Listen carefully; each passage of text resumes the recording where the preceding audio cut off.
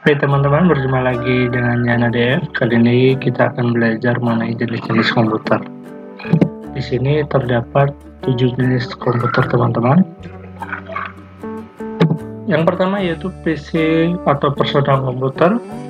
Ini merupakan sebuah komputer yang digunakan secara pribadi teman-teman.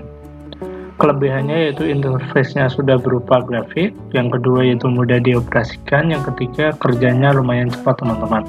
Kekurangannya sendiri yaitu tidak bisa memproses data yang sangat besar. Yang kedua, proses hanya berjumlah satu dan tidak bisa digunakan oleh banyak pengguna dalam waktu bersamaan teman-teman. Fungsi utamanya sendiri pada komputer ini dapat melakukan pengelolaan data input, output sederhana sesuai kebutuhan penggunaannya teman-teman. Kebanyakan orang komputer ini digunakan sebagai mesin kasir di sebuah toko. Penggunaannya juga biasanya hanya satu orang saja ketika mengoperasikannya teman-teman. Jenis komputer kedua yaitu komputer desktop. Komputer ini biasanya banyak digunakan di kantor, rumah, dan sekolah. Kelebihannya sendiri yaitu harga lebih terjangkau, hardware fleksibel, bandel dan awet, ukuran monitor lebih bervariasi teman-teman.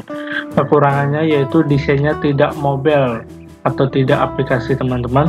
Konsumsi dayanya besar, kemudian tegangannya harus stabil teman-teman. Komputer desktop ini juga umumnya tersedia secara paket di mana terdapat CPU, monitor, keyboard secara terpisah dengan ukuran yang umumnya besar teman-teman. Komputer ini juga sangat cocok untuk penggunanya pribadi baik di dalam rumah atau kantor. Komputer jenis ketiga yaitu komputer laptop. Komputer laptop ini merupakan komputer portable yang mengintegrasikan layar, keyboard, perangkat penunjuk atau trackball, prosesor, memori, dan hardware semuanya dalam satu paket yang dioperasikan dengan baterai teman-teman. Untuk kelebihannya sendiri yaitu mudah dibawa, produk utuh, mudah mengakses internet. Kekurangannya sendiri yaitu mudah rusak, baterai lebih cepat habis, performanya yang kurang teman-teman dibandingkan komputer desktop. Sejauh ini laptop hadir dengan berbagai macam konfigurasi mulai dari yang rendah sampai tinggi. Ini terlihat dari spesifikasinya dalam penggunaan RAM, ROM, dan hard disk teman-teman. Selanjutnya yaitu komputer server. Komputer server ini merupakan jenis yang orang rancang secara khusus agar bisa memberikan layanan pada perangkat lain lewat jaringan internet. Secara implisit, komputer server ini mempunyai prosesor yang sangat kuat dan dapat menampung daya besar mulai dari RAM, hard disk, sampai dengan perangkat lainnya. Kelebihannya sendiri yaitu kontrol terpusat pada server, backup terpusat pada server, skalabilitas. Kemudian kekurangan sendiri yaitu kegagalan pusat kontrol, biaya pengeluaran, dan jaringannya itu melambat teman-teman. Fungsi utama dari komputer server ini sendiri mengatur jalannya hak akses level di dalam sebuah jaringan. Perangkat komputer lain yang bersifat client bisa mengaksesnya bila pengiriman data terbuka teman-teman. Umumnya orang menggunakan komputer ini untuk pembagian data berbasis internet atau wadah berkumpulnya player game online teman-teman. Kemudian yaitu jenis komputer hybrid.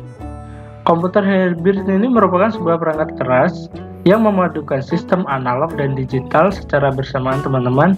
Cara kerja komputer hybrid ini dengan menerima dan mengelola data analog terlebih dahulu.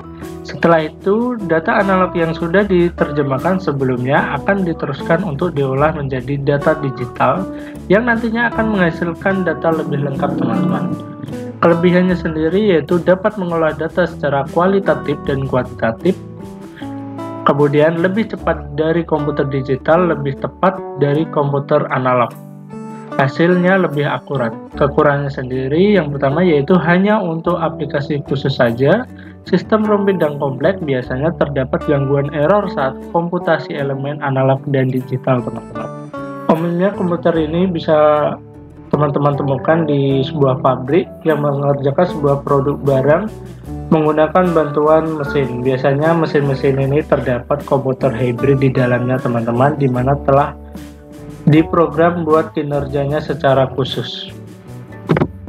Jenis yang keenam yaitu superkomputer, teman-teman. Komputer ini biasanya untuk mempermudah pekerjaan yang melibatkan perhitungan intensif semacam perkiraan cuaca atau riset iklim dan lain-lain, teman-teman.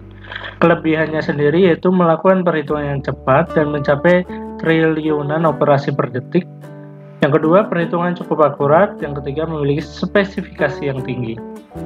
Kekurangannya sendiri yaitu sangat boros dan mahal, teman-teman. Sangat sulit mendapatkan superkomputer dan banyak membutuhkan perangkat keras, teman-teman. Bahkan pemerintah dan instruksi ini dapat berjalan hanya dalam hitungan detik saja atau floating point per second. Biasanya penggunaan komputer ini bisa teman-teman lihat pada perusahaan besar seperti Google atau NASA dalam mengelola big datanya, teman-teman. Pada jenis komputer yang ketujuh yaitu mainframe. Komputer ini biasanya digunakan untuk memproses data dan aplikasi yang besar, teman-teman. Komputer ini digunakan dalam perusahaan atau organisasi menangani data seperti sensus, penelitian, keperluan militer, atau transaksi keuangan. Kelebihannya sendiri yang pertama yaitu bisa digunakan oleh banyak pengguna.